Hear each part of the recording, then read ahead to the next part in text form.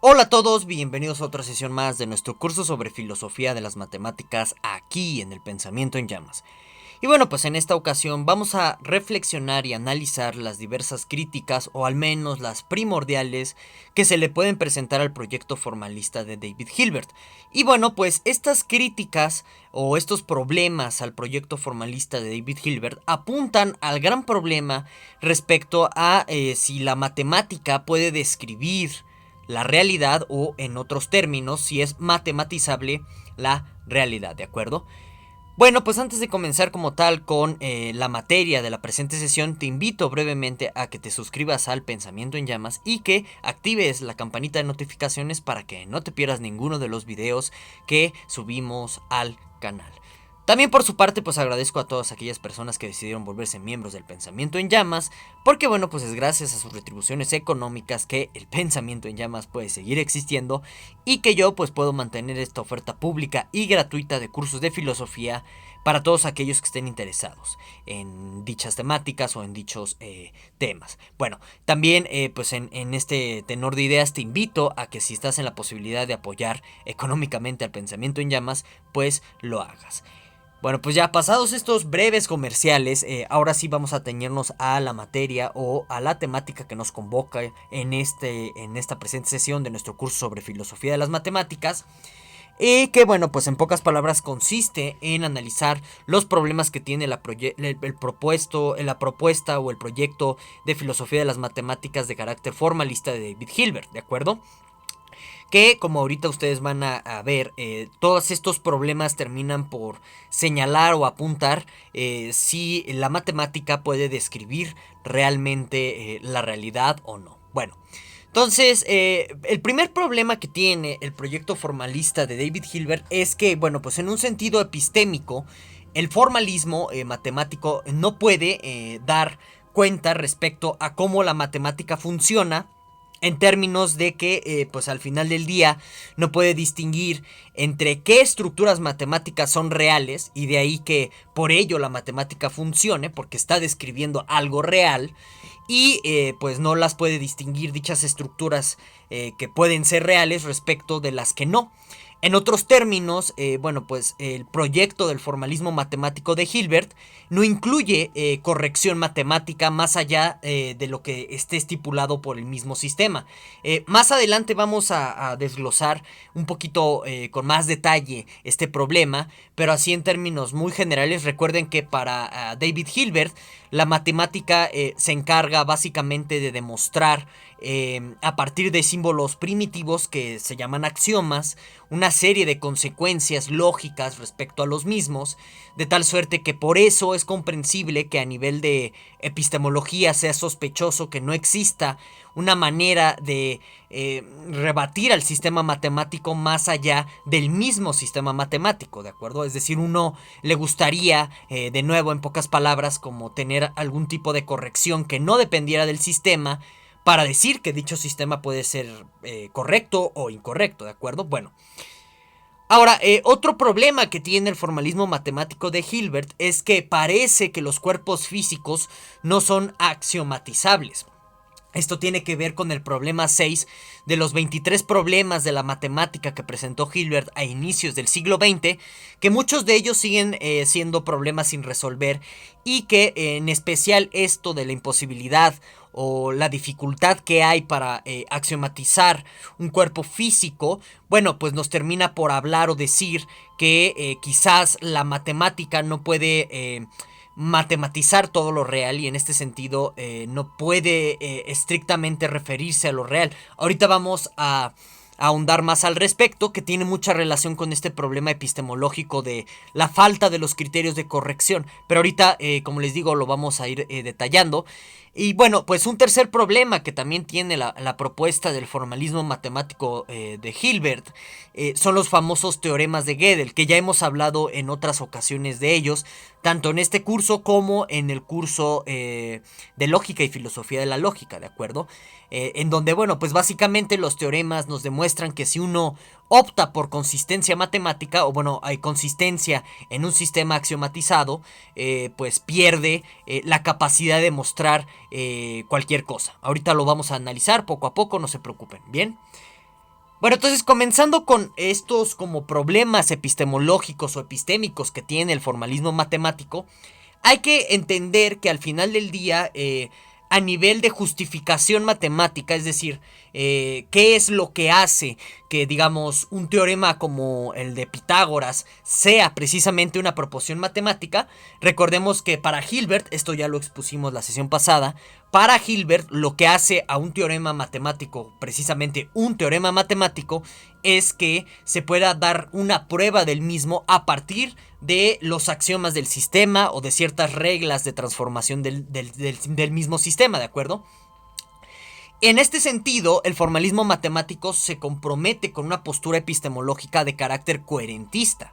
Porque, bueno, aquí en el Pensamiento en Llamas tenemos un curso de epistemología en donde hablamos del coherentismo en su debido momento. Aquí, en este sentido, vamos a retomar exactamente la definición de coherentismo para no perdernos. Entendamos por coherentismo, pues aquella postura epistemológica que lo que nos dice es que uno tiene conocimiento siempre y cuando las proposiciones a defender o a argumentar o a justificar sean consistentes o bien no sean contradictorias en términos de otras proposiciones o en términos de otras creencias. Esa sería, como en términos muy generales, la postura coherentista estándar.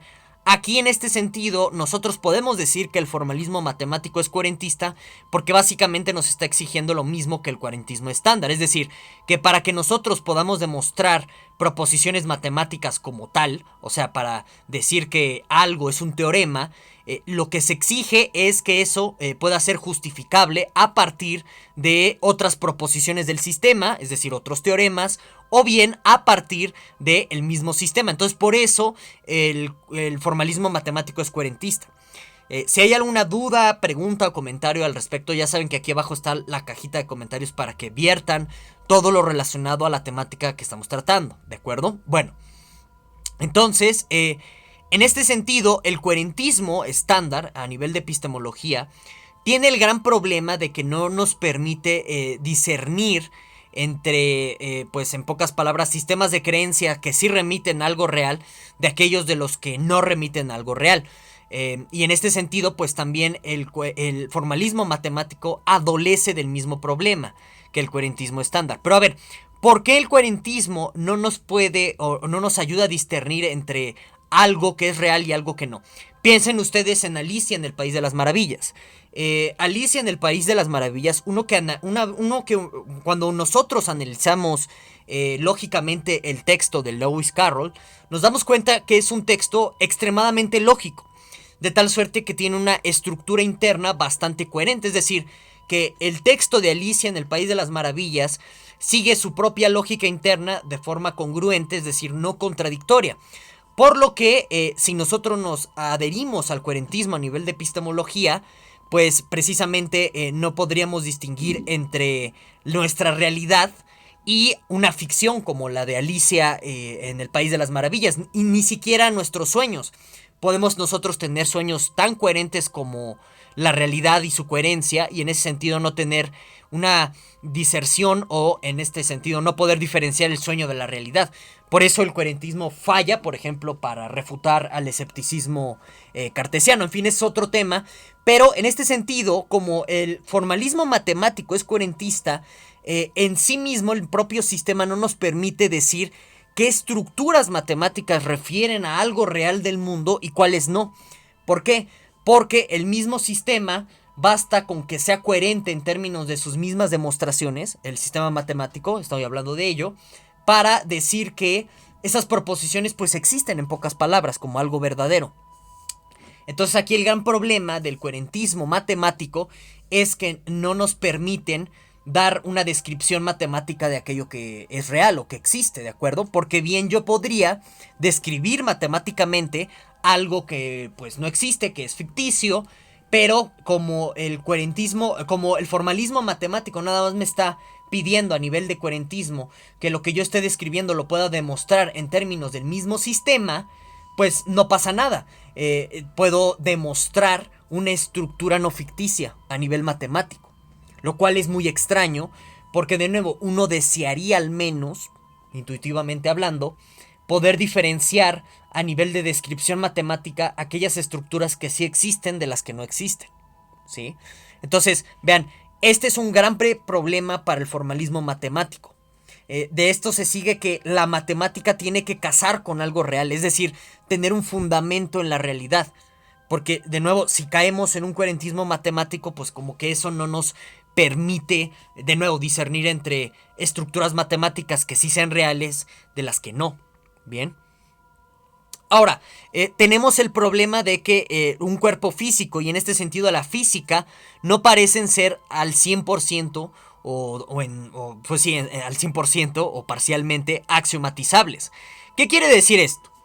Que, por ejemplo, la gran pretensión que tiene el proyecto formalista hilbertiano al final del día es reducir la física a la matemática. Es decir, que tú puedas dar como una ecuación del todo, ¿no? O un axioma del todo, y a partir de este axioma del todo, tú puedas construir cosas como árboles, partículas subatómicas, el espacio relativista einsteiniano, etcétera, etcétera. ¿De acuerdo?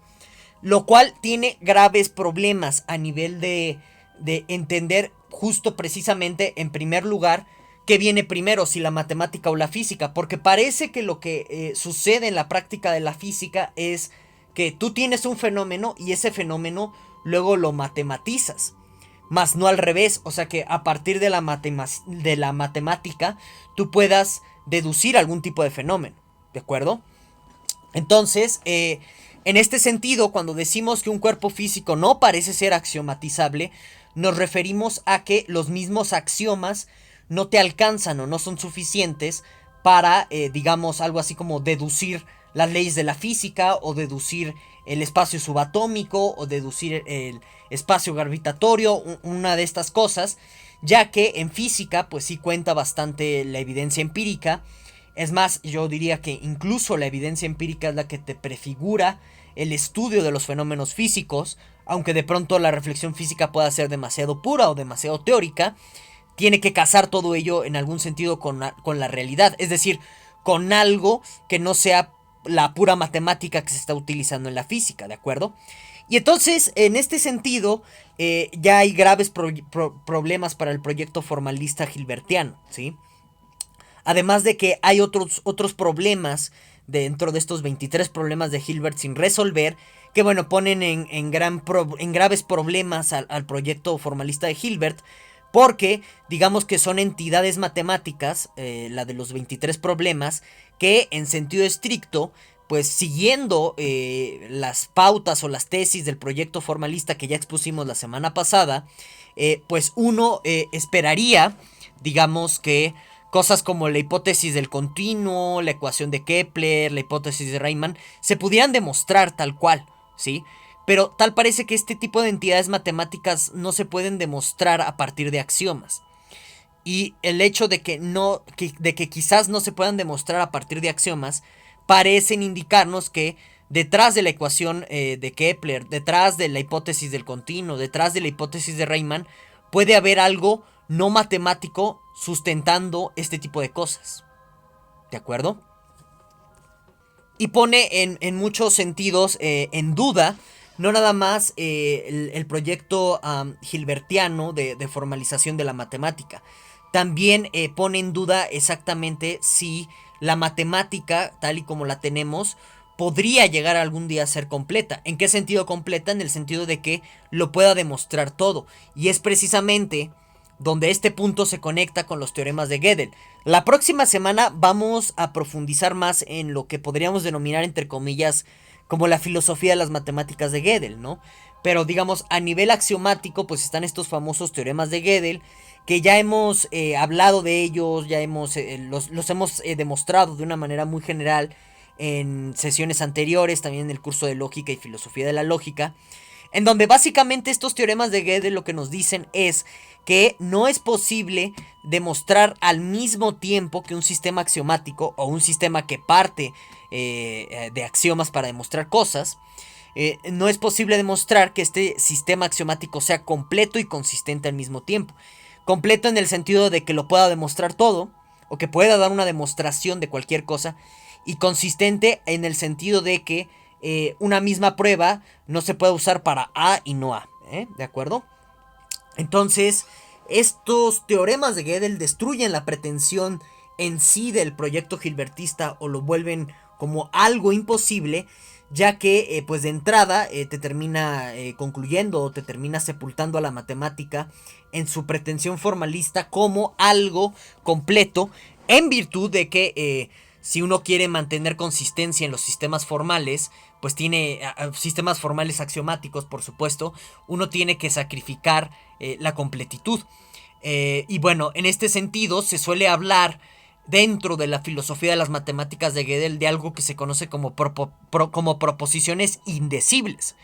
No en el sentido estrictamente de filosofía del lenguaje, sino en el sentido matemático de proposiciones no demostrables. Es decir, según Gödel, la matemática tiene entidades que no podemos demostrar matemáticamente hablando y que están apelando a otro tipo de cosas.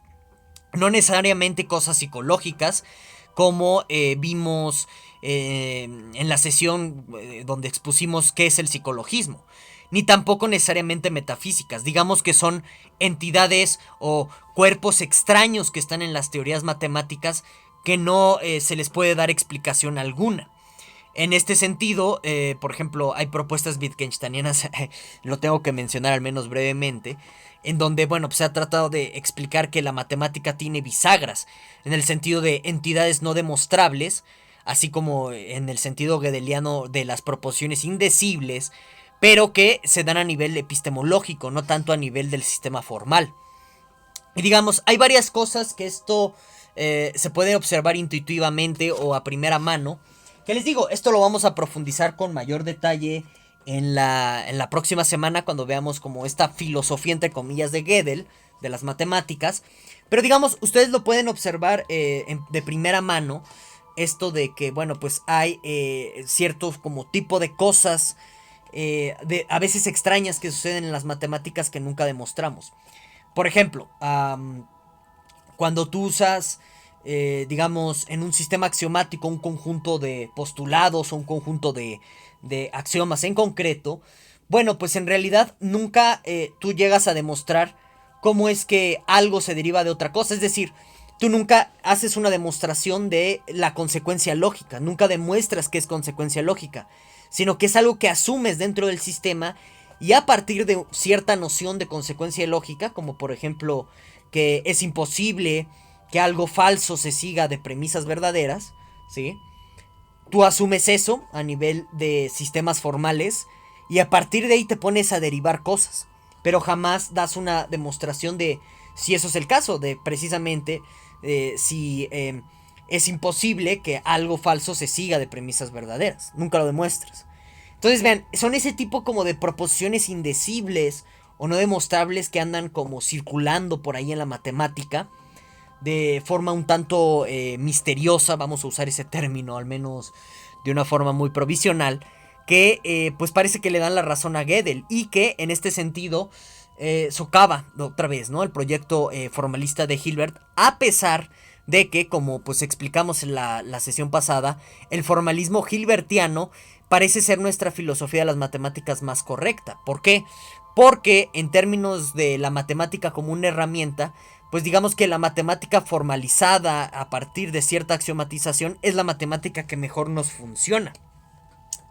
Entonces, pues en este sentido ven que digamos que es un tanto como extraño, contradictorio, absurdo ver cómo la filosofía de las matemáticas formalistas es algo que por su misma aplicación nos dice que funciona bien y que pues nos da buenas razones para creer que es correcta, a pesar de que existen cosas como los teoremas de Gödel y las proposiciones indecibles.